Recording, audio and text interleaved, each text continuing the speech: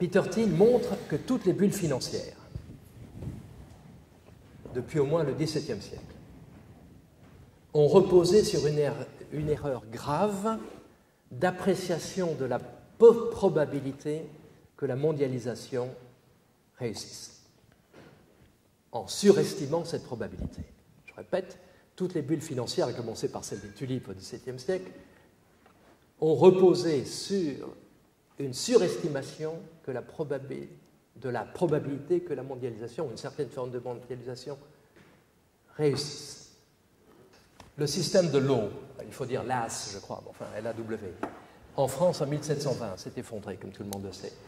À l'époque, la valeur de la Compagnie des Indes égalait la valeur du capital de la France tout entière, si on peut estimer cela. Bon. En 1999-2000, la capitalisation de la nouvelle économie, la fameuse nouvelle économie, les dot-com, était devenue supérieure à celle de toute l'ancienne économie réunie.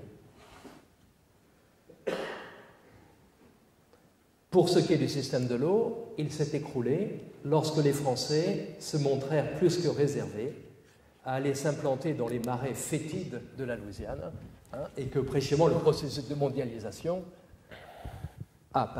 était apparu comme beaucoup plus improbable dans la probabilité qu'il continue qu'on ne le pensait auparavant. C'est à ce moment que la pyramide cesse de s'évaser et que tout s'écroule.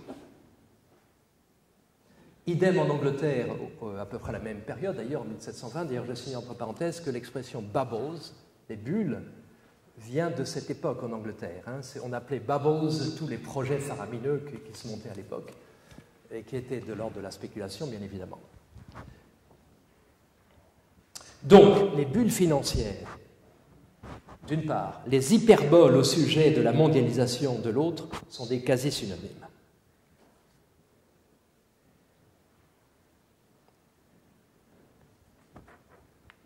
Les bulles les plus absurdes, je reprends ce mot, des temps récents, par exemple le Japon à la fin des années 80, ou la bulle immobilière dans l'Amérique récente, auraient eu une amplitude beaucoup plus faible, et les dégâts que leur éclatement aurait causés auraient été beaucoup plus faibles également, s'ils n'avaient été, ces bulles, gonflées par les récits fantastiques au sujet des bienfaits de la mondialisation. Au Japon, à la fin des années 80, on en vint à croire que le pays du soleil levant allait régner sur toute la planète. Et effectivement, à l'époque, le Nikkei représentait jusqu'à la moitié de toute la capitalisation boursière mondiale. On a oublié ces chiffres.